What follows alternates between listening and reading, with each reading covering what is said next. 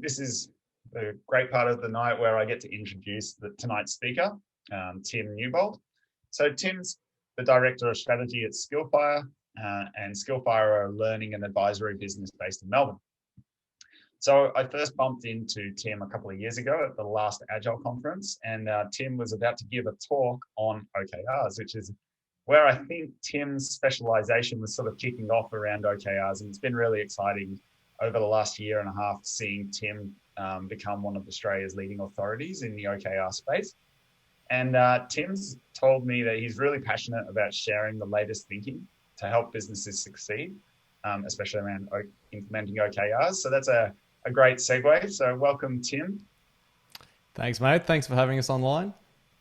Yeah, and OKRs is a really sort of popular topic at the moment. So it's been sort of a bit of a buzzword for the last sort of 18 months, like since when we spoke at last. What do you think's driving that? So I think it's really interesting. I think there's a few things at play. One of the key things at the moment is it's been around for a long time. So we've got to remember that it's really quite old. It sort of comes from the late 60s. So it's nothing brand new.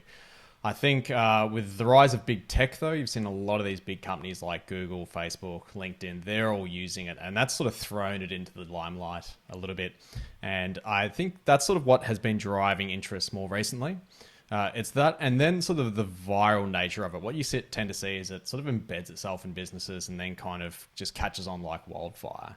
And I think that's what sort of, helped with it as well. So that's, it's been a few little things, but, for me personally, it's worked. So I think, that's my opinion as well, that, seeing the success from it, you tend to take it forward and use it. Yeah. And how was your 2020?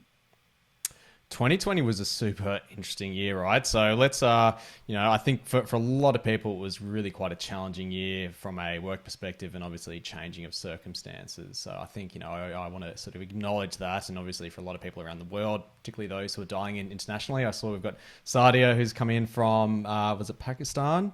Amazing to see. So I know a lot of countries are going through a really hard time at the moment. So, just acknowledging that. But our sort of story was an interesting one. We found at the very beginning of the pandemic that we were wiped out as part of that. I think a lot of people who work in these sort of organizations around education and training and those sort of things and consulting found that, a lot of the work that they had lined up dried up very quickly as everyone sort of assessed what the hell was going on. We then found that really we came back and hooked back onto our OKRs, and they didn't actually change all that much through a lot of these sort of cycles. We sort of, as disruption came, we just sort of bedded down. And by the end of last year, we were finding things went a little bit crazy. We've been hiring and, a few other things as well. So it's been pretty good. But it was an interesting year. But, definitely I know we're not out of the woods yet. So it's definitely about moving forward. Yeah. Yeah. Take over and make it happen. Cool. Well, look, I'm going to throw up a slide for everyone just so what we can do is make this a little bit interactive. So while I get this organized to share my screen, I'm just going to pop a message with a link to an interactive poll. So what you might want to do, if you've got a phone handy, you can pop that onto your phone so you can sort of still see us on your computer and interact on the poll, or maybe pop it up in a different window. There's an audience Q&A that is on for that at the moment, but I actually reckon that Steve's on the money here and that we keep the Q&A in Zoom. So let's make sure that, if you've got any questions Q&A related, pop those into the Zoom Q&A. But everything else, you'll get different quizzes that'll pop up as we go along. So check out that link that I just popped into the chat. I'm hoping, it looks like that would have gone out to everyone. I'll just share my screen. So just a tiny bit of background, and it's so sad that we can't see everyone's faces here. I'm sorry. We'll still make this very interactive. It'll be great. I think a really big thing for me was I've always been a bit of a goal geek. And so I've been playing with OKR since about 2010. And what happened for me was I was doing all sorts of different projects and activities. And it sort of really accumulated in, I released an app at one point, and it was a sort of learning about new ways of working in Agile and all this kind of stuff. And that was my goal. And I did it. And I launched it, and probably like 3 people downloaded it, and that was kind of it. And I was like, what was the point of that? Kind of was left wondering for a little while. And through this, I started looking at frameworks like objectives and key results and different ways for setting goals where technology companies that had a lot of success. And I thought, how can I apply that in my own life? So I basically started exploring it, used it in my personal life, and I found it really helped me with my career over the years and really getting a lot of focus. Started working with project teams with it. So we sort of did a bit of a covert op and started introducing it using really poorly formed OKRs, by the way. It's not like there was any quality or genius behind it, but it still gave us the sort of structure to get the right sort of outcomes. And then, sort of the late 20 teens, I guess you'd say, and into 2020, really started helping a lot of other people and organizations applying it. So that's sort of where our story came in. I want to do a bit of a quick survey and just hear from everyone. So if you follow that link that I sent through, you can also go to slido.com and put in this little code or use a QR code scanner. So you've got like 50 different ways to access it. Just where do you sit on this sort of scale? Like, what the hell is this OKR thing to, I've just written a book on it. Always good to see where everyone sits. This will also help me frame up the session. So I'm going to ask in a moment too as well what people want to get out of this. So when we get to that point, it'll be really good to see what people think. All right, cool. So that's started to settle down now. So so we're saying everyone's pretty new to it. Some people have been around it for a little while. Looks like one or two people at sort of that higher sort of level. So I know quite a few of you have either, in fact, I know John, you've been on our training, which is really cool. So awesome to see you here as part of that. I know a few of you have had a little bit of experience, and others have had a bit more. So let's see if we can nudge that score up a little bit. I should have put this question in twice so we could see how everyone feels at the end of the session. But anyhow, we'll roll with that. Before I go on too much further, so what does everyone want to get out of this session? So I can, Steve, my style. I can either follow the script, or what I much prefer is just kind of go out there and cover topics people want to call out. So just in this space, you should just be able to type out what sort of what do you want to cover and get out of it. Maybe you've got a specific question in mind. Maybe you've just want to get a little bit more about it. Yeah, so I'm more really about interested to see where this goes and see what the audience is into with OKRs. It's such a broad sort of application, so we're really interested. It is. Yeah, so OKR across product teams, sell it to the wider organization. We'll touch on that a little bit. I have to scroll down here. So more about metrics. Craft a really great set of OKRs. We'll touch on that a little bit, actually. I've got a slide that talks to that. I had it in there. I was like, do we cover it? But we'll cover that off. So product team, yes. Based on output, cool. We're going to talk a bit about that too.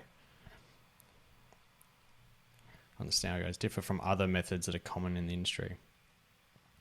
I'm going to throw it out there. One big thing about OKR is, well, in fact, just goals in general. If you're talking about goals, that's a really positive thing just to be doing in the business. So that's where even just having the conversation is a really amazing starting point. Damon, success factors for OKRs for first implementation. Pop that into the chat. Cool. We'll see how much we can cover off of that. How to decide metrics with OKRs. Yep, we'll cover that. Pointers on how to make it work with a large, flat, democratic business. We'll see how we nudge into that one. So this is very much focused on the product side of things. This is getting more into transformation there, but let's see how we go with that. Key metrics for enterprise applications. So just in the chat, when we talk about enterprise applications, are we talking about SaaS products, or are we talking more sort of build and release type products that maybe you don't really come back and iterate often? So just pop your thoughts on that in the comments, just so I can see what you're thinking about there. Confidently talk about OKR and crack a product management interview. Yeah, cool. So we'll cover some ideas that you might be able to use and talk to as well as part of your as part of your product management journey and what it really takes to be a great product manager from a metrics perspective. Approach OKRs from a draft setup to review monitoring. We'll talk about the OKR lifecycle a little bit, so that'll be pretty cool. Key metrics for SaaS and B2B applications. So we will have a bit of that. I don't know about B2B, but we'll see how we go. We'll come up with some ideas and understand how to basically approach OKRs from draft. Yeah, sorry, we've seen that one. Cool. All right. I think a lot of these I can cover off. It's less about transformation today, but I've got some other YouTube videos and stuff that I can share on some of these topics. So maybe we'll come back to that one. And Belinda, yeah, awesome. And hi, Belinda. SaaS B2B applications for sure. We'll cover that off. All right. So how am I going to do this interactively? I want to see if the hands up feature works. So on on Zoom, you should be able to put your hand up. Let's just try this out. Who has seen this example of an OKR? I don't know if this is going to appear anywhere on my screen, but give us a hand up if this looks pretty familiar. Or at least give me a shout out in the comments. Maybe that'll work. I don't think I can put my hand up as a panelist, but... Yeah. Okay. So I can't see any hands up, so let's just roll with it. Well, maybe it's the webinar type thing. Okay, cool. So I'm betting a bunch of you did, because this is a really common one that's thrown out there. This is a really great example of a terrible OKR.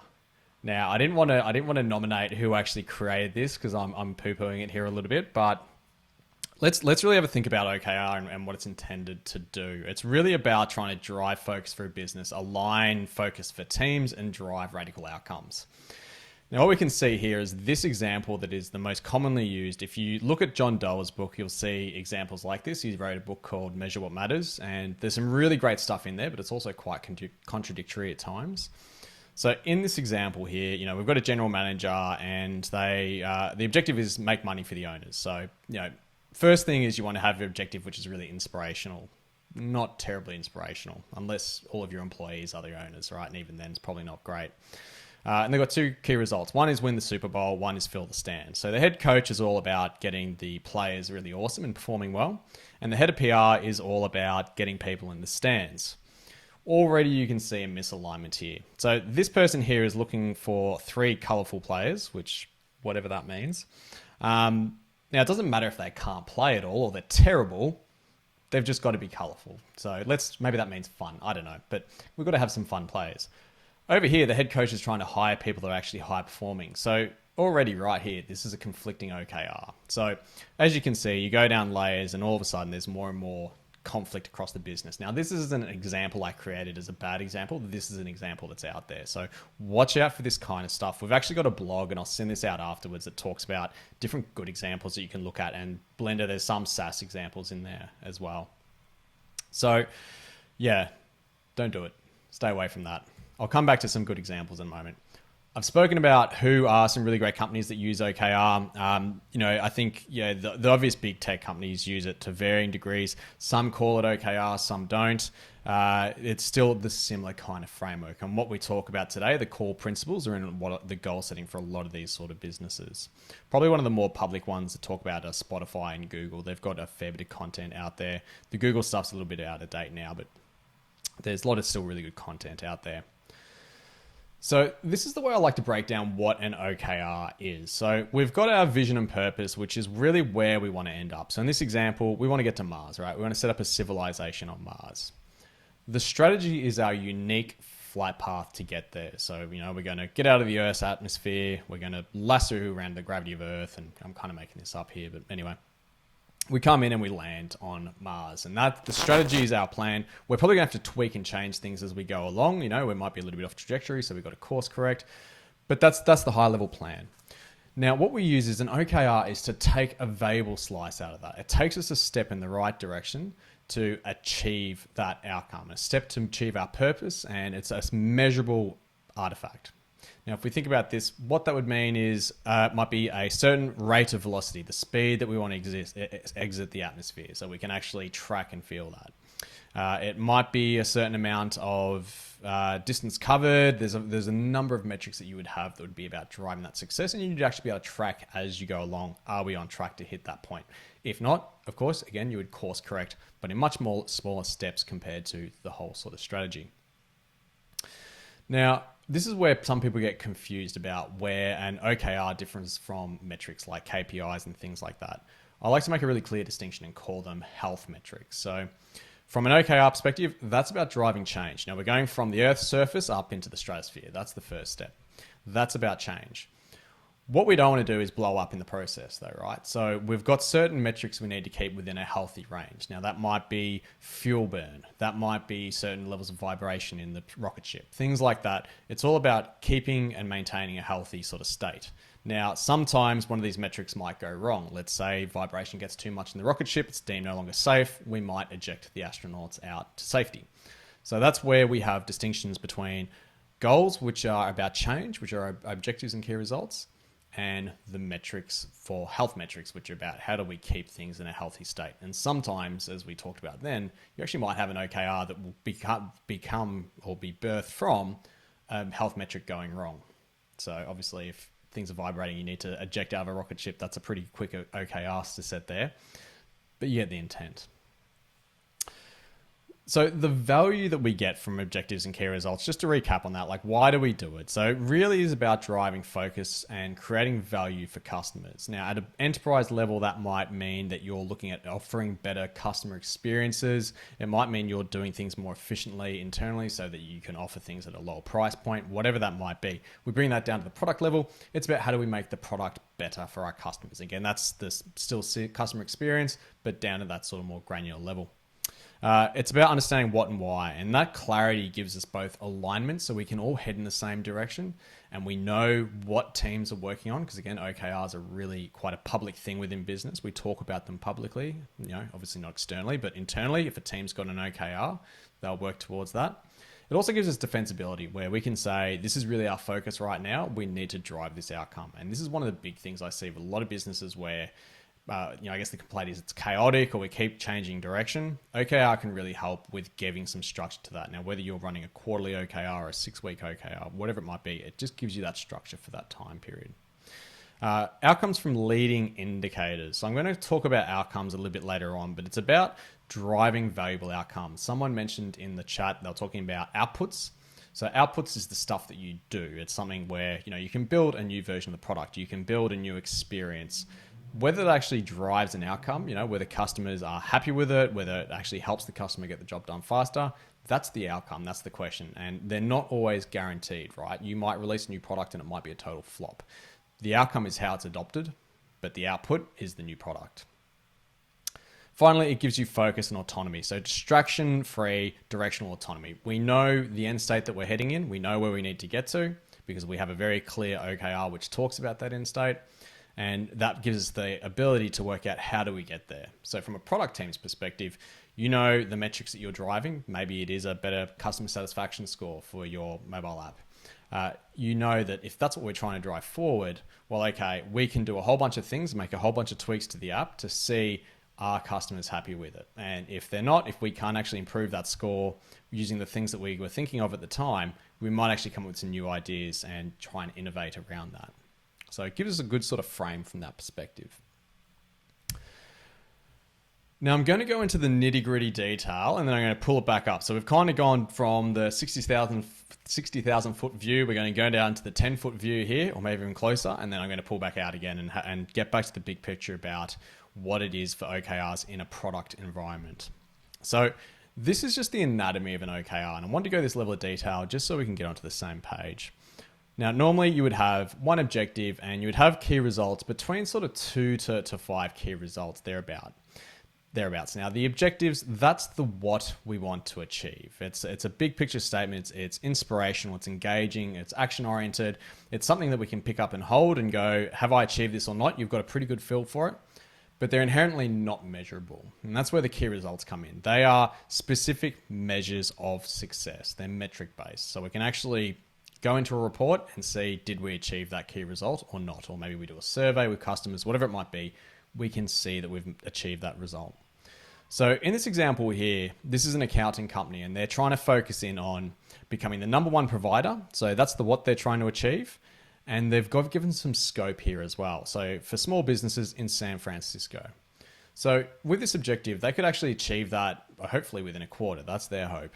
And so it's quite specific from that nature. It's not being the number one accounting provider, which is big wishy-washy, you'll never kind of achieve it or it will take you a very long time. But they're being very specific. This is what we want to achieve. In terms of the key result, this is about driving the number forward. So the measure is the reorder rate. So they want to make sure that customers are purchasing from them again and again. They've got the current metric and the to metric. So from this state to the future state. And this is really important. One, because it gives clarity. Your teams can jump in and go, okay, we're talking about a reorder rate of 45%. So I can go look that up and find that somewhere and know exactly what that metric is. The target state obviously is where we want to get to. And that's generally going to be a stretch. For most people, key result is a stretch, and on average, you'll hit about 70% of your key results. And the reason that we do that is it creates a feedback loop. So you can see just how far you can push yourself. And why I particularly love it is it means that some of my goals I'll crush and get 100% on. Some I won't quite get there on, and I'll need to push even harder. But the positive behind that is that I can actually still have success even though I haven't nailed 100% of my goals. And this is something where we hear a lot of people talk about, just make your OKRs 100% achievable. You lose that element. You lose that ability to fail and learn and improve, but you also lose that little bit of magic, which is I can still be successful even if I don't score 100% across the board. It's really quite nice. Steve's got a question here. So anyone got an example of OKRs that had unintended consequences? Oh, I've got a few, but I want to hear from other people. And look, really quickly, how are we going to measure it? So where are you going to get this data from, right? You can't just make it up. You've got to have a source for it. And what work are you going to do to get there? So often when we find an OKR has this, maybe it's a deliverable, like it's an output, like release an app or something like that, or release a new version of the app. Generally, that's a cause of having an output-based key result. And so we actually say, yeah, capture those because that's still important. You want to do a new version of the app, but that's an initiative. That's something we're going to execute on in this cycle to be successful. Now, maybe you release that app and it has no impact on the reorder weights whatsoever. So, okay, back to the drawing board. The success is the outcome. And here's a little bit of an example around how would you actually go through this in a real world scenario from an alignment perspective. So we're going to talk about a company OKR and then a R&D team, or you could call it a product team's OKR, and then a sales team. And how do we actually go through this exercise of aligning a business around an OKR? And honestly, this applies no matter what your size is. So basically, this is Throatify. I don't know if anyone's heard of them here, but basically they're a music streaming app that specializes in Peruvian throat music. It's really, really cool if you're into throat music. They've got a OKR for this quarter, which is about having our customers spread the love of Peruvian throat music. And why wouldn't you want to? This is how they're going to actually see that happening. So one, they know that they've got to increase the number of customers who return up to a certain point. Now, Belinda, this could actually be an example for a B2B SaaS platform as well. So if you've got people coming in and reusing the platform, that's a really good sign. If I think about examples that we might have, there's certain platforms where the whole user base won't be on it all the time, but there'll be other areas which will be quite frequent on that platform. So you might actually look at user profiles, user types, and how often are they on that sort of platform. So there's an example of key result there that you might use. The referral rate, so how often are we referring our new customers onto the platform, or how often are our customers doing that for us, and increasing first month customer satisfaction from 70 to 95%. So what they've worked out is that if they can delight their customers in the first few months, they're going to tell other people about it. They're going to say, hey, if you want to get the latest and most hip throat music, come check it out. Get on Throatify's platform. It's amazing. So and again, engineering, called product, whatever you like. And I'm going to talk about team structures in a moment as well. So there's a little bit of interesting thought behind this. So what would happen is, regardless of size, if we've got multiple departments in here, we don't do a cascade with OKR. And what we talk about with cascade is, imagine like probably a lot of you are working for generally larger enterprises, right? So you're going to have the CEO and the executive team, and then you might have some sort of departments or divisions, and then you sort of got your heads of teams and those sort of things. And then you got, maybe even a management team, and then you've got your product teams and, operations teams and whatever it might be. Super hierarchical. Now, what happens with traditional goal setting frameworks is you'll tend to have a layer by layer sort of cascade. So the CEO will go to the COO and say, right, your goals look like this. She'll go to her team and say, right, gang, this is my KPI. So you all now need to share this, and it's divvied up in this certain form between each of the people in her team, and so on and so forth. It cascades down the organization. Now, what we're talking about here is just alignment that occurs by having an OKR at the business level for OKRs. And then each team points into that. So rather than cascading one layer at a time, each team looks at that OKR at the business level and says, right, well, that's what we're focusing on as an organization. How do I contribute to that? How does my team, in fact, I should say, not individually, but how do we as a team contribute to that? Now, through that process, you're not going to get 100% alignment like you might get through the annual KPI process, right? But we know that process tends not to work. And balanced scorecard, anything else you're using, it's the same kind of thing. You usually go for 12 months. You spend 2 weeks at the end of the year quickly trying to work out how all the stuff you did during the year ties into your metrics, and you submit that for a performance review. OKR works very differently to that. It is all about the speed of alignment, and that speed is more important than precision. Further, with teams having their own OKRs, they're going to be a hell of a lot more engaged. So in this example here, we've basically got the engineering team with their OKR and how it aligns into the executive team's OKR or the company's OKR, and same with the sales team. Now, these two teams have gone off and done it independently, and the short version is they're trying to impress their newest customers. They want to have them returning regularly. They want to increase the referral rate, and they want to reduce the time to sign up. So they want to get people to be able to sign up and register for an account really, really quickly. The sales team have got some similar goals. They reckon they can actually smash the referral rate just by reaching out to customers and doing some sort of manual engagement.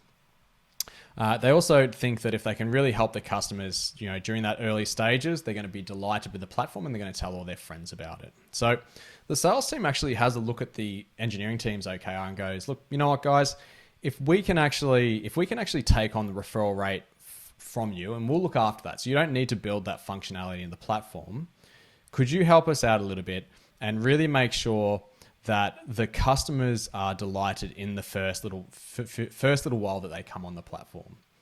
So basically what they've done here is they've gone over to the technology team here or the product team and said, we need your help to get the product really humming in the beginning, because that's how we're going to drive more customer engagement. And so what's happening here is there's a bit of an alignment. And so the product team goes, yeah, cool. We'll scratch this one off the list. If you've got that, we're going to leave that key result with you. We're not going to do anything about referrals, but we're really focused on smashing out that first month user experience. How do we really engage those customers in the beginning? And this is how the alignment works. It's really quite simple when you break it down into small activities, right? It can be easily overcomplicated, but if we have a clear goal at the top of the business and I look at that and go, okay, for my team, how can we contribute to that? I set that as an OKR, and then I let other people know this is what my goal is. And if I need someone else's help, I'll let them know. And if they need help, they'll let me know. It's that sort of activity. We don't want to overcomplicate it. Now, obviously, as you scale, it does get a little bit more challenging. And part of the challenge is too, having the right team structure, which we'll come to in a moment. I just want to get into metrics for a little bit and just talk about what are different examples of metrics. I actually want to hear from a lot of you. How do you find the different sort of metrics are used in your business? So I'm going to come back to that in a moment. This is an example that we've been using for ages, and we do a bit of work with NGOs, so it was sort of relevant to them. And then it became really relevant during the pandemic. And for a while there, I was like, well, should I take this out? But I think there's a lot of good examples that we've had here in Australia that tie back to this example. So the OKR for this organization is about saving lives in one village of a developing nation by reducing preventable disease. Now, probably could have talked about which small village, but this is fine for now. So that's the objective. It's inspirational, it's engaging, it's really quite exciting. But how do we actually measure the success of that? So what you'd often see is a output-based key result. And I'm not saying this is a good example of a key result. I'm giving you examples of different key results and which ones you should think about choosing. So the output is 100 people attend training courses on hygiene habits. So they wash their hands and no one else hopefully gets sick from that. The problem with using this as a success metric or a key result is what we had in Victoria. Everyone or certain medical professionals got a bunch of training on handing PPE, protective equipment, right? So they don't contaminate themselves with COVID during helping patients or when helping patients. Now, a whole bunch of them did the training and that was considered a great success until many months later, an organization came in and basically did an assessment to see how were they using the equipment. And what they found is that the vast majority of them were self-contaminating when they were handling their PPE. So it just goes to show that's why output-based key results are terrible because they don't actually give you any impact. What are you actually achieving? Yes, 100 people might be trained, but it doesn't actually do anything, right? We don't actually know that we've been successful in what we're trying to achieve. The other one is a end result. So right at the start is an output. You have to do something to make a metric move, right? You can't just hope that all of a sudden your sales are going to go up. You've got to do something to make a metric move. That's the output. That might be a new feature, a new product. It might be an improved product, whatever it is. That's what it is. That's the output. At the other end of the scale is the end result, and that's where you can't change things. Now, in this example, would be less than 10 people die of preventable disease. That's also a terrible key result. Why? Well, because it's very sad and not very uplifting, but also once they're gone, they're gone. We can't help those people. And so we want to think about how can we predict things nice and early on. And we're not really nailing that in Australia, but one of the things we're really looking at is the transmission rate. And that is something that is getting to an indicator that can tell us what sort of spread are we going to be having over COVID. If there's an increasing rate, we can know that there's going to be more in the future. Same with the lockdowns. I don't actually measure this, but this is probably a leading indicator. If there is a lockdown, you're going to see less people interacting, which means you're going to see lower transmission of COVID. So we're getting down to this outcome-based territory now. So in this example here, we've got a leading indicator. So through observation, we're seeing that people are washing their hands more. We're going to see less communicable disease. That's a really powerful metric. You know, it's not really the end result that we want. You know, we don't really care about people washing their hands at the end of the day. It's about people not getting sick. But we know that if people are washing their hands, they're not going to be passing on that transmissible disease. So that becomes a leading indicator. Then there's the lagging indicator, which is the rate of communicable disease decreases by 60%. So that's a lagging outcome because at the end of the day, we can still measure that. You know, and that's probably one of the key things that we see in Australia at the moment that we're looking at from a COVID perspective is, you know, what sort of transmission are we seeing? But it's still something that, you know, we can still measure before it gets much worse. We can take control of things. So in a moment, I'm going to show you a bit of a map that really helps highlight what's this look like end to end, from when you do something, you create an output through to when the end result occurs. But I want to know from everyone here, how well do you believe you use metrics in your business at the moment? An outcome-based metric. So this is sort of thing where you might be talking with your team members about certain goals. You might have sprint-based goals.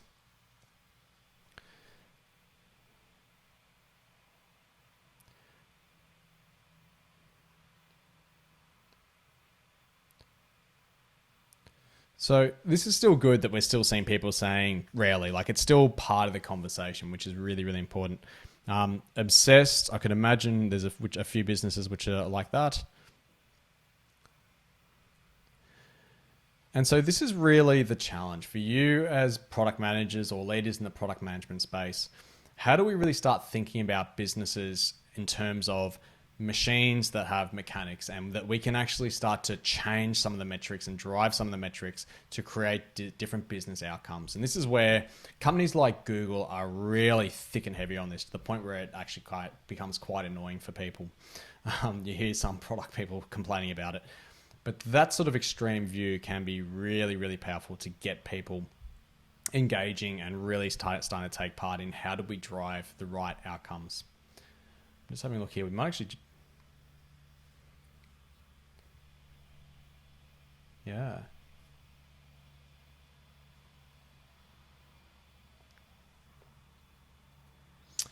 Yeah, it's a really, really good question. What I talk about with these kind of things is, can you really change things at that point in terms of as a result? So at the end of the day, once those people are gone, that's kind of it, you know, and it's not really going to give you any prediction on what else is happening. It's sort of an end state. So we talk about that not really being an outcome, it's really an end result. Sort of like where if you toss the coin, where's that coin going to land? It's now landed in this position. That's it. And so yeah, we'll talk about that in a moment. And I know this sort of metric stuff is really, really tricky. And hence, you know, I think this is something that we see so many organizations really struggle with, this kind of stuff. How do you get good metrics and really good product-based metrics? But yeah, that's a really good question. I'll elaborate on that a little bit further in a moment. But yeah, we've kind of got 15% of people that are, like saying they just basically don't use metrics in their business well at all. So really, really interesting. What I'd love to see is off the back of this, we can shift those numbers forward a little bit. So, okay, here's what I was talking about a little bit earlier. This is about the flow of effects and events in an organization. Now, this is really, really simplified, this shot here, but it gives you a bit of an idea. So we're talking about the passage of time, right? So this might be a marketing type thing. You might be doing some work around marketing. for everyone here, product improvements, new products, those kind of things. And, there might be some delivery people here as well, the amount of stories you can get through, all those kind of things. These are all sort of outputs, the stuff that you do. You have control over it. I can release a new version of an app. I can do a new UI design. What that does, when I make a change, it's going to drive some metrics. So in this case here, we've got some really good leading indicators. And something to remember here is there's kind of leading indicators for leading indicators, right? Like these metrics all have a flow-on effect for each other. So the general idea though is we talk about a leading outcome, a lagging outcome, and an end result. So let's go through a bit of an example. Let's say I make a whole bunch of improvements to my app. So Threadify, let's say I make it a whole bunch quicker to actually sign up and register. So with a more efficient registration process, we're going to get an increased completion rate. With a higher completion rate, customers are going to be happier, right? Because it's faster, they're getting through the process easier. It's really, really cool. Because they're happier, that's going to have a natural impact on engagement. I love the product. I'm going to use it every single day. Because I love the product too, I'm also going to tell my friends about it. Everyone, you've got to get onto Threadify. It is the coolest app. All right. Straight on from there, if I'm referring, that's going to drive an increase in customer activation, right? So all of a sudden, these metrics have this cascade effect. We go through on to engagement, retention, the customer count. So that's going to be your billables, right? That's where you're going to be making money. You're going to be, if you're working with B2B, it's going to be new logos, but it's really going to be about getting that increased customer base. You're then going to get to the point of having more revenue, and finally, come the end of the year, that's your profit. Now, the reason why that's the end result is once you've closed the books for year 2020, that's it. It's done. You can't go back. Well, I guess some organizations do, but you're not meant to. You can't go back and change it, right? That's it. It's done. Your numbers are finished for that year. It's now about on to the next year. So if you're making decisions based on last year's profit, you're missing out by 12 months, right? At least 12 months to 24 months. You got to be thinking about the metrics up at this end of the scale. How does the metrics in our product and our platform drive customer behaviors? And it's through experience and time that you start to understand this. You might already have a really good gut feel for your product. Over time, you can deepen that and really start to turn it quite scientific. I'm going to come back to, I saw the question there, which has been there for a little bit about the product vision side of things. We'll come back to that one. So I think this one's a really, really interesting way to look at it. I think from a product perspective, it's something that you need to think about in your business. How do I build the capability to understand these sort of metrics? And it takes time. It's about listening to customer stories, getting customers engaged in the journey, and then seeing how do those stories tie back into your metrics. How do the customer behavior get impacted by shifts in the metrics?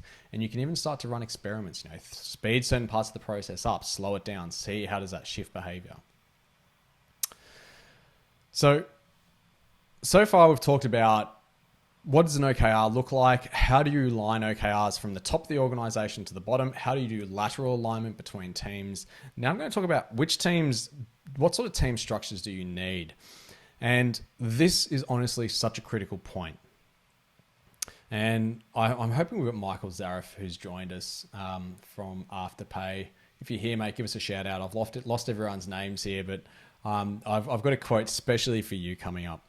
But basically, when we talk about mission teams, you're probably familiar with different sort of terms. So there's sort of functional teams. That might be where you've got a product team, and then you've got let's say a front-end development team, a back-end development team, a database team. They're kind of all spread into different things. And then you've got to kind of coordinate, requirements or stories and features across all these different teams. And it's a nightmare. So, the premise for this is you need some form of cross-functional teams. But where OKR works really well is what we call these mission teams. And that's where they're cross-functional. So you've got everything that you need in a team. You've got everything from your product, so they're like your mini CEO, all the way through to your testers, your engineers, your deployment people. So, we're talking about hardcore DevOps, all that kind of stuff. The reason being is that you as a team can say, right, this is what we want to achieve. We want to, we want to speed up this check-in experience, this registration experience. I don't need to go get permission from anyone. I don't go talk to the front-end team who's already slammed by some other group. We just can make it happen. So this is quite a hygiene factor for it. You can get around without it, but it's really sort of hard. So we've got the cross-functional skills. We've got the authority. I can make the decision that in this team, we can go, yep, we're going to change this feature. We're going to change the code base. We're going to deploy the code base. We've got that full sort of control. we're also really focused on the customer problem. So I know the customer problem I'm here to solve today. I know the customer intricately, and this gives them a really deep sort of experience to be able to make impactful changes and understand the metrics that drive that customer's problem. Now, if you're in a startup, you probably got all the customer problems that you're working with. As you scale, you're going to be taking off different segments. So, you'll be taking different customer bases. You'll be then getting down to more detailed parts of the customer. So that's where mission teams are really, really sort of powerful sort of things.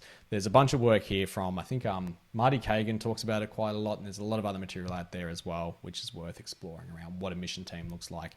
But they are like cocaine for a business. Doesn't matter if you're a startup or a large scale corporate, it's the kind of thing that really drives massive outcomes, and it makes work a whole bunch more fun. Just like cocaine. Oh, here we go. This thing's freaked out. Give me a moment. It's all that talk of cocaine. All right. So OKR does have its detractors, right? And Kagan actually isn't one. So although he says here, after many years of being very vocal advocate for OKR, for the OKR technique, in the majority of companies I meet, I've stopped recommending the practice. And honestly, that's because of the slide previously. A lot of organizations just aren't geared for it, and they cannot handle this kind of thing. So if you're the type of organization where some random gives you a business requirements document that you've got to go then build your product features to, and you then hand that off to some development team and they go do it, and then that gets handed off to some tester team, and then 2 years later the product goes into production and customers are using it. It's good to learn about this kind of stuff, but OKR is not going to work for you. It's the wrong type of environment. If you're in a team where you're focused on the customer problems and you're driving really hardcore outcomes and you're collaborating really closely, and to me, it doesn't really matter so much the functional structure, like where you sit on the org chart, as long as you're working with a team of people where there's product and you've got development capability and all those kind of things baked into the team, that's great, you're apples. I think for a lot of organizations, it's just too much of a headband. The other part is having a leadership support around that too, and that's quite important. So we've gone through what an OKR looks like. We've gone through the lateral alignment. We've gone through what sort of teams do you really need to be able to have to make this work. And we've also gone through a little bit around what are some of the metrics, how do you choose good OKR metrics? This is now where we get to the point of, okay, well, how do we tie all this together? And this is where you can have a bit of a nice operating rhythm around OKR. So basically what we're going to do is and we're going to start here, right? So this is about creating an OKR for an entire business. And so if you're just a product team and you're wanting to try this out, you can do this in isolation. You can actually start experimenting with this right here, right now. And we'll talk a bit about that in a moment. But basically, we're going to do a survey for the business. So again, if we're doing this at the executive level, we're going to understand what are the priorities around the business. Let's actually go out and talk to people. Now, if it's large enough scale, you're going to actually literally do a survey. If it's a bit smaller, just go around and talk to the teams. Hey, what are you thinking about for the quarter ahead? Based on all that, the executive team can draft up an OKR. So this is what we think should be the focus for the organization. They share it out to everyone. Say, hey, look, based on our conversation, this is what we come up with. Does it make sense? Does this land with everyone? And take on the feedback. And literally, I've seen a 1,600 person organization where it went all the way down. I'm pretty sure it was someone in the call center actually picked up on something with on the metrics, and they were like, yeah, no, that metric's not going to work. And it went all the way back up the chain. They basically got introduced up to the executive team, and that changed the key result. So even at a 1,600 person company, this sort of machine can work really well. So the teams then set their OKR based on the company level one. And again, you just look at that and go, how can I best contribute to it? It doesn't need to be overcomplicated. And if there is no way for you to contribute to it, you might just put your hand up and say, hey, look, we're doing our own thing. We can't fit into this. Or maybe you've got a burning issue that you've got to deal with right here, right now, and you've got to be misaligned. That's also okay. You just have the conversation. You call it out to the rest of the organization and say, we've got to do our own thing for this next 6-week cycle or next quarter because this is a burning issue. So each of the teams set their OKRs. You align between the teams. If you're not aligning, that's where you call it out and say, hey, we can't align at this point. And you're off in execution mode. Now, a lot of people talk about a mid-quarter checkpoint. Take it or leave it. That's something up for you. What is really important is your weekly OKR check-in. And this is where, honestly, if you're embedding OKR, this is the key part. And if you're trying out just in your team, this is critical. Whether it's weekly or fortnightly, I know probably some people here do something called Scrum, your Scrum-based development. Fortnightly is also fine. But basically, you want to be checking in on your OKR. Each team member is giving a confidence score on each of their key results. If you think about week one, right? you're going to have made no progress. You wouldn't have delivered any new features yet, or it's unlikely. But you might be looking at, okay, well, we're interviewing our customers. We've shown some examples of what we're building and they're loving it. Okay, I'm really confident about this key result. Maybe you've got a key result, and again, maybe it's about increasing customer satisfaction, and you thought if we can improve the notifications, they're going to be happier. You've gone out and spoken to customers and they're already stoked with the notifications. So, okay, we're looking at the wrong thing. Back to the drawing board. I'm really low confident about that key result now. So it gives you that really powerful sort of discussion point. And there's loads of ways you can do it. Use a spreadsheet, use Confluence, you can get dedicated tools like Cohen, heaps of different ways of doing it. But that's a really, really powerful approach to have. Finally, once you get to the end of the quarter, so this might be quarterly or over a 6-week period, depending on the business. Startups tend to do 6 weeks, big corporates tend to do quarterly. You do a score and retrospective. How did we actually go on that OKR? And this is where all of a sudden everyone gets really aligned and connected around how we actually performed. And again, your average across all your key results are going to be about 70%. So each team does this. They just have a retrospective on how did we go over this time period? How could we have done things better? And what was the actual score for our key results? For simplicity's sake, especially when you're starting out, stick with one objective at the top of the business and for each team. Don't make it overly complicated.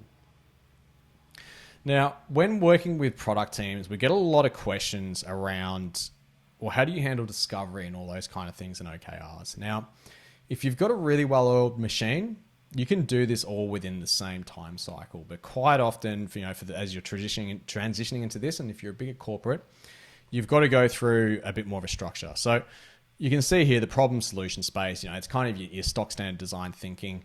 Just imagine this is a black box and insert your product discovery method here. Whether it's prototyping, jobs to be done, doesn't really matter. It's the same kind of thing, right?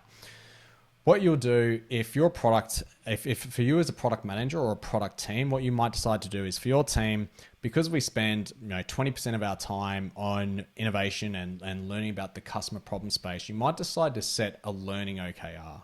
Now, this is pretty rare to see in the business. Innovation spaces and product teams, this is where it can play in a little bit. And again, you're doing this if you can't get through a cycle of innovation through to delivery quickly. So with a learning OKR, you're basically going to talk about, we want to find, the objective is to find a way for customers to rapidly share our product more easily or something like that. It's a terrible example of an objective, but hey, roll with it. So you're going to have a key result that's around the speed to share. So, can we change this so we can actually speed that up? It might be around the sort of the time to go from a share to actually engaging with the content. There's all these sort of metrics that you might have around learning about how do we solve for that problem.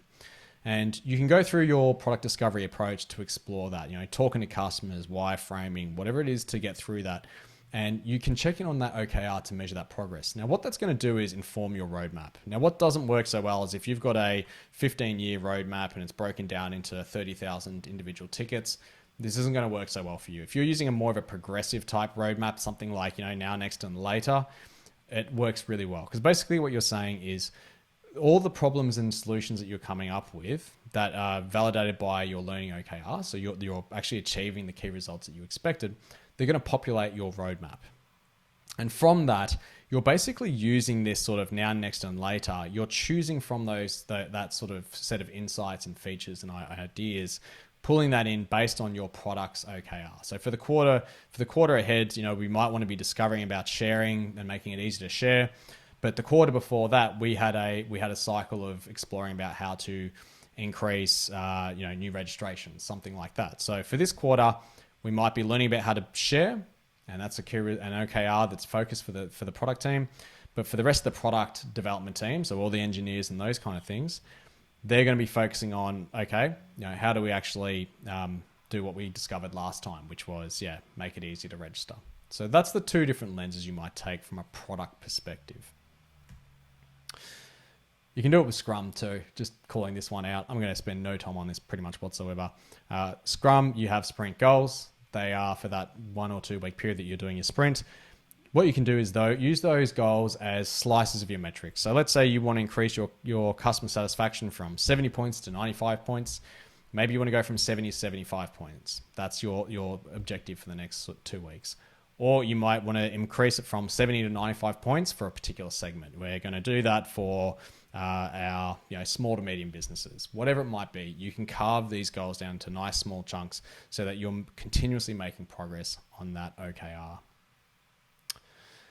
How are we doing for time? I'm going to be just about wrapped up in a moment, and then I want to get into some sort of more Q&A and discussion. So start thinking about what questions haven't I answered today that is really burning on your mind. I'm going to go back through the Slido and make sure we're spoken about that, but I'll make sure we cover off questions that are on people's mind. So really, the top tips that I've got for you, start with one OKR. Don't overcomplicate it. It's all about focus. So get clear on what you're trying to achieve and why, and have one OKR. Alphabet has 5 objectives, each with 5 key results. That's 25 different data points. That's okay for Alphabet because they've got Waze, Google, they've got YouTube, they've got all these different businesses underneath them. They are so varied that it makes a lot of sense for them. Unless you're Google, and if you hear from Google, that's great. Keep doing you. But everyone else, don't do that. Get it down to focus. Any OKR introductions about change management, even when you're working with your team, get them across the idea. Talk about why we're doing OKR and why now. And if you've got people who are pushing back on it, that's cool. Understand their concerns, right? Because a lot of these sort of things have been seen lots of times before. I didn't do the old history of OKR, but basically it's nothing new, right? Andy Grove came up with it in Intel in the late 60s, and John Doerr was really brought into a lot of popularity by being a venture capitalist and getting into Google and all these sort of things. So a lot of people see this and go, oh, it's a bit dirty. I don't quite like it because it's more management speak. Even use different terminology. We work with big tech clients that they are allergic to using something from the outside. So they call it something that's internal to them, and it's their own goal setting framework. It might be I'm not going to name names, but whatever your company name might be, it might be our goal setting technique. Don't call it OKR. But again, key is change management. Have a champions network to embed the OKR. So if you're doing it with multiple teams, make sure every team's got an OKR person that can help the team understand what it's about, really get them set up for success. Key results must be metrics and a stretch. So again, like a lot of people say, don't make it a stretch, just make it so you can easily achieve it. You're ruining the opportunity to learn, and you're ruining the opportunity to be successful even when you haven't crushed every single one of your goals. Because at the end of the day, it's about driving outcomes. And you know what, if we're getting more customers registering, they're happy with our products, less complaints, but they're not giving us reviews on the App Store, who cares, right? You've been successful. Don't worry about it. And yeah, make sure you can measure them, and don't make it like, a count of activities, like release 10 new features. That's still an output, even just because you haven't named the features, it's still an output, right? We use with mission product teams, so what we spoke about earlier, be careful of functional, feature teams as well. Just be a little bit careful. You've got to have it so people are really aligned and you've got that full authority to make things happen. If you're fully dependent on another team to achieve your goals, it's not going to work so well. Talk to team members to understand what their views are on priorities. Don't just jam it down their throat, and do your weekly or fortnightly check-in on your confidence score. That's absolutely critical. We're down to the last little bit here. So yeah, you can read this on your own. You're going to get this offline as well. You can go check it out. It's really, really dead simple. Again, just having a conversation about goals with your team is so valuable. Call it OKR, call it whatever you want. Just talk about what do we want to achieve and how do we measure that success. And if you're doing this for the first time, start with it for a 6-week cycle. Just ask the team, if we were to move the needle on nothing except for one thing, it says quarter there, it should be 6 weeks, but if we were to move the needle on nothing but one thing for this 6-week cycle, what would it be? So rather than saying what's important, because everything's important, what if nothing could move except for one thing? What would it be? Yeah, everything's important, but what's that one thing that needs to move? Talk about that and frame it as an objective, and then work out, well, how do you actually measure that? What are some measures that can tell us we're making progress towards that? And that's where your leading indicators come in. Really, really powerful sort of stuff. We've got a couple of anonymous questions, which I'm going to come back to now. That's a really good one. How do we set OKRs for brand new products when there aren't any base metrics? So there's a few ways of cutting this. Basically, the short version is do as best you can. So you work out what metrics can we have, what metrics do we use. if it's something around, you know, the level of satisfaction with a product, maybe just take a punt. What would you be happy with people being, you know, happy with your product? You know, if you got a satisfaction score of 70%, is that enough for you? Great, set that as your target. Because pretty quickly what you'll do as well, as soon as you start the cycle, you'll be able to get that metric in there, and you might realize it's way off, and you can always tweak the numbers as you go along if you realize your initial guess of how people would respond to it is wrong. But, you know, really you want to be trying to drive forward and say, work out based on the information we have, what does success look like? And yeah, no, that's my advice on that one. And you'll find that happens quite a lot. Quite often, you know, you want to achieve an outcome, but you don't have a baseline for that metric. So you just got to have a guess at that one. So how do you differentiate objectives from the overall product vision?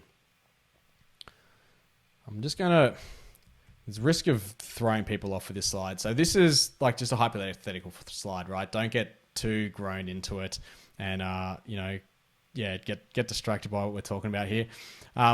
So basically what we're talking about here is you've got your strategic goal.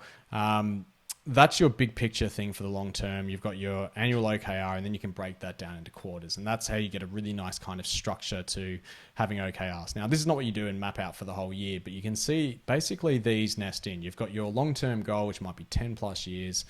You've got your 3-year strategic goal. You've got your annual OKR. Now, at this sort of level here, this is where your product vision is going to be playing in this kind of territory. So that's where you might articulate your product vision where, you know, and it depends how specific you get with your product vision, but let's say it's about, you know, people being able to, I don't know, manage their own diabetes, right? That's your part of your product vision. The annual OKR for that might be around, you know, just having basic being able to look after it, you know, so maybe it's all stuff done at home. You don't have to go to a doctor and things like that. That might be the vision. That gets sort of then translated into your objective, right? And so that is your vision for the year. This is where we want to get to. And so you break it down like that. So it depends on how granular you want to go. But effectively, your vision is that overarching statement, and you're going to have a set of measures for what success looks like for that, your big, hairy, audacious goal. And then quarter by quarter, you're going to chip away at that. You just might want to have an annual OKR that sort of overarches that. I don't know. Does that answer that question? Someone wants to chuck it in over here in the comments.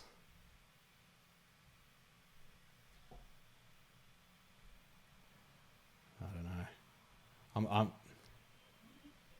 I think that was a great answer. Yes. I think there's one other question that's been asked. So how useful is the RICE scoring model to understand the objective? Been a while since I've seen this one. So yeah, basically impact, confidence, reach, effort. And you know, it's all like, you know, you think about it too, you got your pirate metrics and those kind of things as well. So what I find is those kind of things can be used. The like pirate metrics specifically, a lot of those are actually leading indicators and those kind of things.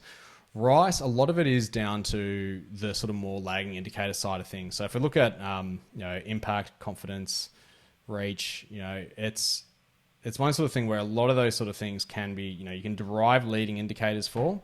And I think I'm going to answer this question terribly, but I'm going to give it the best go that I can. You know, I think, yeah, really looking at that is trying to use that as a lens to work out how do we look for leading indicators that are going to indicate we're making an impact for the product and we're driving those right sort of outcomes. So I feel like I've done a terrible job on that one, but that's the sort of, you know, insights I can share. Yeah. Thanks, Alex. I'm glad. Was there another question there that we missed?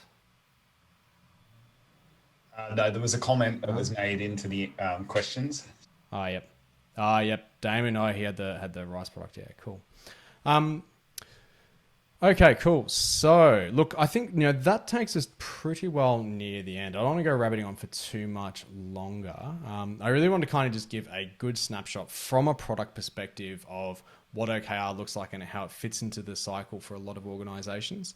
You know, if I wanted to leave you with a few thoughts, I think the key thing to take away is when you're working with goals with your teams, really think about the outcome that's being created. Move away from new features and new products and get into the territory of how do we drive forward the customer experience and how do we make that measurable? Now, the biggest challenge I reckon you're going to face on this one is you're going to always have little hiccups on the way where some people aren't going to be quite on board. It really will be the leadership side of the business, how well they engage in that kind of thing. If you work for a startup, you're going to have a founder who's incredibly passionate and has all the answers. And getting them on board with this kind of thing can take a lot of time. Now, what we've got to remember is a lot of this business success isn't going to continue in perpetuity. Just because you're successful in the past doesn't mean you're going to be successful in the future. Further, you need to think about, as businesses grow, the CEO is going to be getting, or the founder is going to be less and less involved in the day-to-day. So this is a way that you can create a framework to understand what is priority for the business, what's important, and how do we turn that into something that we can actually take away and action off the back of that, and something that teams can progress and pursue. So that's a really important thing when dealing with, founder-led businesses, is really trying to help them understand that this is a means to get your thoughts out of your head and give it as a tangible artifact for teams to work on. The flip side then is if you're thinking more about corporate type environments, and a lot of executives really get this really well. I'm surprised at how often they understand it. The trick is getting them to really learn about the difference between those leading indicators and those lagging indicators, and how do you drive those numbers forward? How do we actually really move things forward? Now, we talk about sales. The problem with sales, that is a lagging indicator, right? Because you've got to do a whole bunch of good stuff, product innovation. You've got to get on the phone if you're a sales team, drive up those sales. It takes a long time to get there. So if you can think about leading indicators, they can start to predict metrics that are important to them. Things like marketing qualified leads, right? More marketing qualified leads gives the sales teams more numbers to call. So let's get those numbers up. That's a good leading indicator. Lots of ways of tackling that. And that's where you can start getting them on the journey. In all these cases, it's about the why. If you can get them engaged on the why, you are going to be well and truly on your journey. So as I wrap up, if there's any other burning questions, put them out there. One more thing, and this is going to be private. No one's going to see your email here. We've got a whole bunch of material to share. So we've got cheat sheets and a few templates I want to share with you. I don't have it because I've run out of toner and I've used up all my local copies here, but we've also got a personal OKR goal setting template or sheet. It's a daily planner. So any of you who do daily journals and this kind of stuff, you might actually like this. I'm going to share that out with everyone. We've got a video coming up too on YouTube coming up talking about personal goals for the year. So I'll send you a whole bunch of material and also give you a link to our free tier of our training. So it is free to everyone, but I'm just going to give it to you so you can access it. It gives you the basics and core concepts about OKR. Today was really focused about the product-based environment, and as we said at the start, less about transformation. So check that out and you can get your head around some of the more deeper sort of concepts. I know John Farrow and a few others have been on the training here. They gave it glowing reviews. Feel free to shout out if you disagree, if I'm talking wrongly on your behalf here. But yeah, a lot of people really love it. So check it out. It's not quite what they were on. They were on a paid training, but there's still really good stuff in there. Folks, thank you so much. If you want to add in there, pop in some, put your email in and I'll hit you up afterwards. Steve, how do we wrap this thing up? Yeah, well, first of all, thank you. Belinda, yes, this recording will be made available. So for all of you who have attended tonight, thanks. That's really appreciated. And yeah, the recording will be sent out over the next couple of days via email. So just keep an eye out from the meetup.com broadcasts that go out, because I'll have the links in those. So Tim, thank you. That was an awesome presentation on OKRs. I've really got a lot out of it. I think one of the challenges I find about OKRs is that there's a lot of theory out there and not a huge amount about practical steps and tips to how to apply OKRs. And your presentation today was full of them. So that's really great. And I'm really I really want to share this presentation now with my team and talk about how we can start implementing some of these ideas, because I think there's a lot we can benefit from it. So thank you again.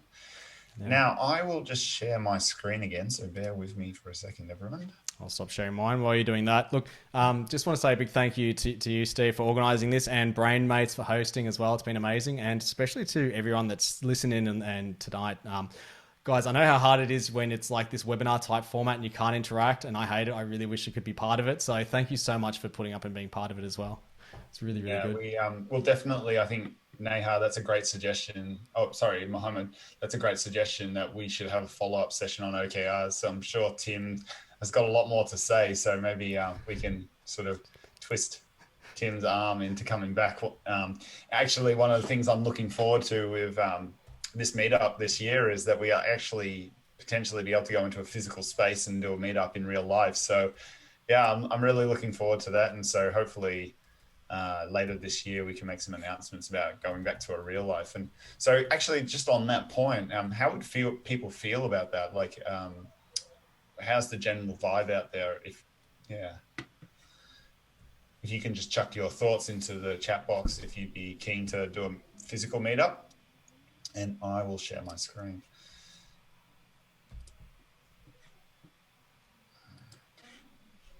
Okay, hopefully you can all see my screen now. Tim, can you just give me a thumbs up?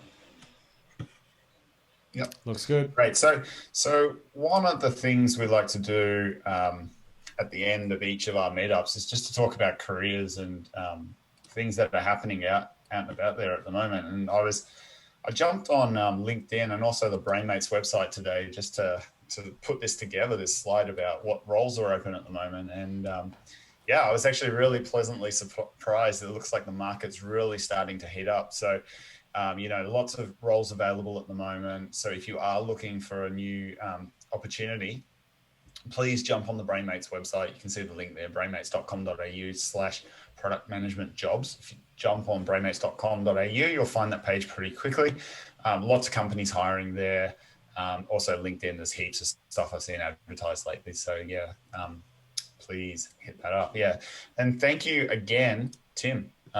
So tonight's been fantastic. It's a really popular topic at the moment. I think a lot of people are kicking off 2021 motivated after pretty much a write-off last year. And I think OKRs is one of those things that's going to really add to seeing a lot of companies successful. And I'm really actually interested to hear all about the personal OKRs aspects. I think goal setting and those sorts of things is really important. And now's a really good time with New Year's resolutions happening. And yeah, until next time. So thank you everyone for attending tonight. We haven't confirmed next month's event yet. So there will be an event on the last Thursday of the month. So we just lock that date in advance. So we're in the last minute details now, chatting with someone about that presentation. I think next one will be again like a Zoom call, but we'll make announcements later on around when we are going to go into a physical space. And then the other thing I want to mention is most of our recordings from these meetups are also available on YouTube. So if you jump on the Brainmates channel on YouTube, you can see all of the different events all the way back until sort of February earlier this year. So there's lots of content in there, especially from Melbourne. There's also events in Sydney, Brisbane, Singapore, Johannesburg, Perth.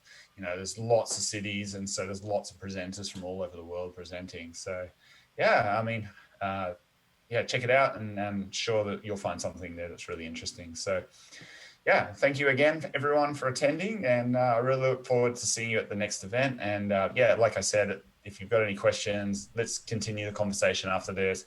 Hit us up on the Product Talks hashtag. Ping me on LinkedIn. Tim's he's very active on LinkedIn as well, so I'm sure he'll answer any of your questions. So yeah, look forward to seeing those. And yeah, thank you again, Tim, and see everyone next month. Have an awesome week, gang. Take care.